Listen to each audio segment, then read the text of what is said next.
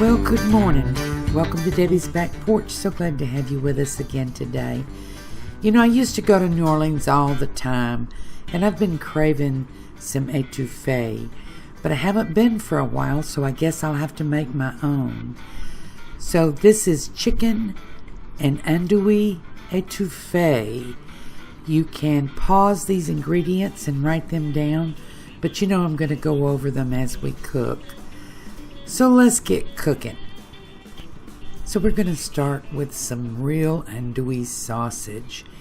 Now I'm going to use about 8 ounces of this and slice it up. You don't have to use andouille, but you really should. And I've got here a big old chicken breast. It's a little over a pound. I've got a stick of butter. I may not use it all. And a quart of chicken broth, and I'm out of my home canned bone broth, so I had to buy some.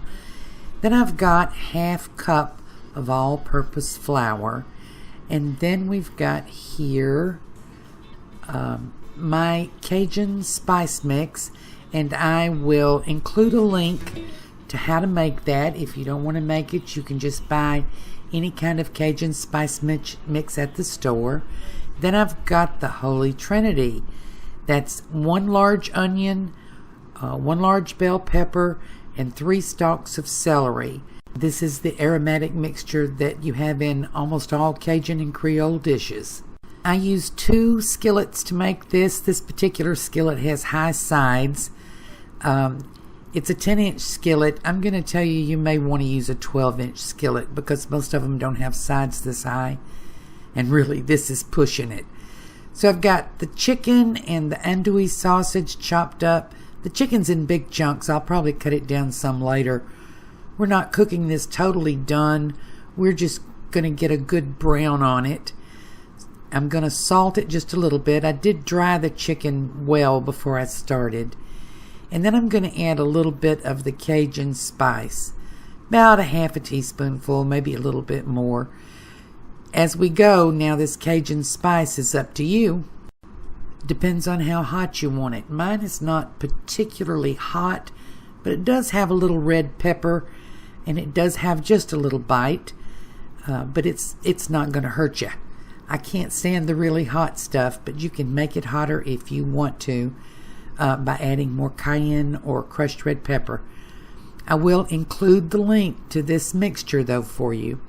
So we're just going to stir this around. And by the way, I put just a little bit of oil in this pan, just a regular vegetable oil, to keep it from sticking.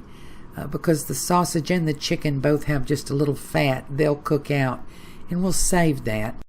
And while that's browning in this back pan, also with just a little bit of oil, I'm going to cook the Holy Trinity. I know, that's what they call it, the Holy Trinity. And with the onions, the celery, and the peppers, I used green peppers.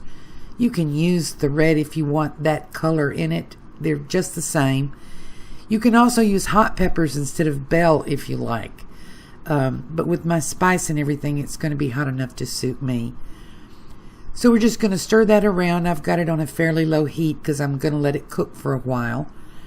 And I'm going to salt it and put just a little bit of the Cajun Spice blend on top too. It has some salt in it, but not quite enough, so I'm going to add a little salt too. And I will let those just simmer until they're translucent. When we get a good brown on this, we're going to take it up and see the little bit of fat that's cooked out. We're going to save that. Let me throw in a little bit of information here. Etouffee can be either Creole or Cajun, and you know, generally Cajun food is poor people's food, Creole food is city folk food. Creole food uses more seafood and tomatoes, and I didn't show you in the ingredients, but I am going to add some tomatoes to this. I did not use shrimp or crawfish, which are more traditional, and Cajun often doesn't have any seafood in it. But I didn't use those. Hold on, let me show you this. I've got about a tablespoonful of the fat left in here, so I'm going to decrease my butter amount by about a tablespoon. Okay, back to the shrimp and crawfish. I'm using chicken and andouille sausage because not everybody can get a hold of some good crawfish, and because shrimp is really expensive. But if you want to make this with shrimp, you can. What you want to do then is boil the shells to make a shrimp stock and substitute it for half of the chicken broth. So the butter's melted, and I have added the flour. That's half cup of fat, half cup of flour. You knew we were going to make a roux. This is a Cajun dish, so we got to make a roux.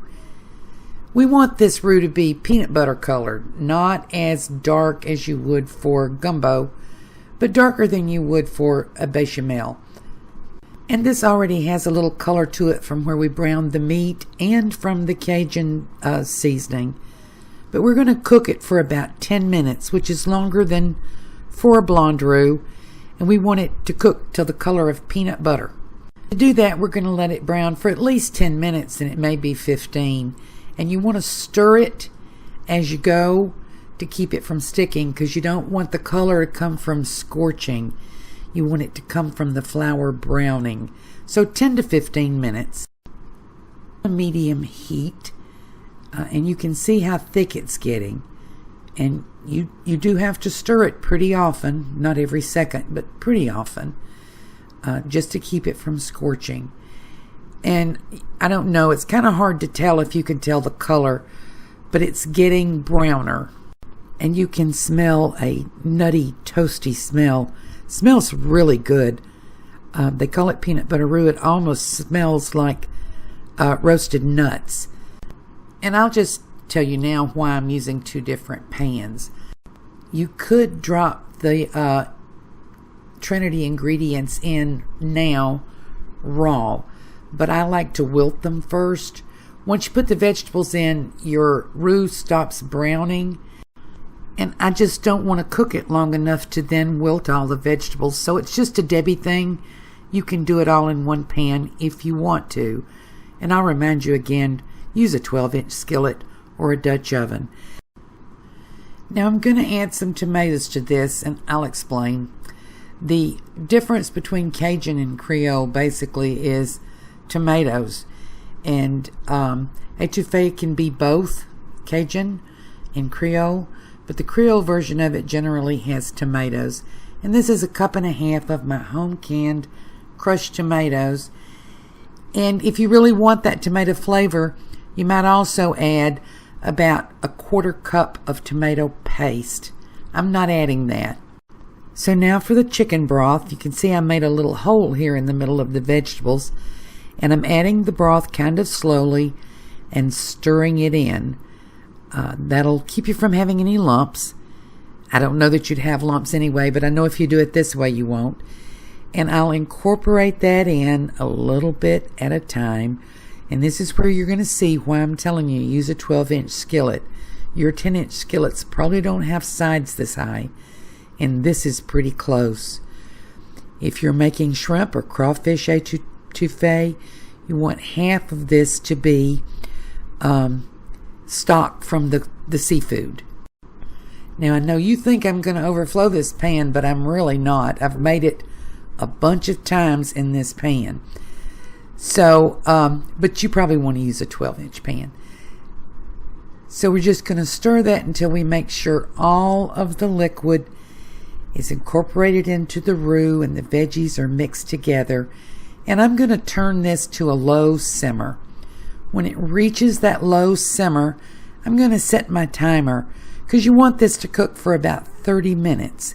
It's going to make that broth creamy and rich, but keep it slow because you don't want it to scorch. Now's the time to check it for salt. And you don't need to add any pepper. We had pepper in our seasoning. You can add pepper if you want to, but definitely check it now for salt, because it varies if you use salted butter, which you can, or if you use salted broth, which you can. This needs a little bit more salt, and I'll just sprinkle in a good healthy pinch because it needs a good bit. And I'll taste it again at the end to make sure that I got enough. And now we're setting our timer on 30 minutes, and we'll stir it about every 5 minutes to make sure that it doesn't stick, and then we've got a couple more things to do to it. I'll check back with you. So after about 10 minutes, I'm going to skim off any fat that rises to the top. This happens when you use andouille. It'll rise up to the top even though I sort of strained the meat. So you just take a spoon and skim it off. You know that this fat really, it really messes up your flavor. When you're making gumbo, you want to strain the fat off the top of it too. You know, some fat is good. It has a good taste, but this doesn't. So I always skim it off so that I end up with a nice creamy etouffee gravy. So now I'm 20 minutes into the 30-minute simmer, and I'm going to add the meat back in. The chicken might need to be cooked just a tad more, and I did make the pieces smaller. And no, my pan's not going to overflow, but it won't be a problem for you because you're using a 12-inch skillet. And I'm sorry, my camera got just a little off center. I guess I need to fire my cameraman. So we're just going to stir that in. We've got about 10 more minutes of this slow simmer to go. And now it's been 30 minutes, and I want you to look at this. Big chunks of chicken, little bits of tomato, and that gravy is just creamy and smooth. It'll stand up pretty well to the rice we're going to put this over.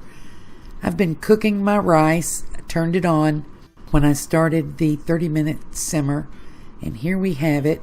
I'm going to plate this up. Now what I usually do is put the meat to the side of the rice and get a good helping of meat, both chicken and sausage. And then I put that lovely gravy all over the top. Oh, this smells so good, and it's going to be so good. I've been craving it now for a while. I'm going to take this over, garnish it, and show you what we got. I've chopped up a couple little green onions, which is the traditional garnish for etouffee. And I just really can't hardly wait to taste it. You know how when you get a craving and nothing else will do? Well, that's how I've been with this etouffee. And I'm going to dig in. I'm going to get a little of that gravy on some rice and a little bit of the chicken. Yeah, well, I'm struggling with it, but I'm going to get it. And you know, that is so good. That is just what I was craving. The gravy on the etouffee is creamy and a little spicy. Not enough to knock your socks off, but it is kind of spicy. And the andouille sausage adds its own flavor. And really, you can find this at most stores. You should get it. Now, I'm not missing shrimp or crawfish, even though both of those are good. This is a much more economical meal. Chicken and andouille sausage. Try it with shrimp sometime for a special occasion. Shrimp has gotten so expensive. Thank you for joining us on Debbie's Back Porch. You're going to need to try this. You're going to like it. Justin Wilson would be proud. Again, thank you for joining us on Debbie's Back Porch. Hope to see you again tomorrow.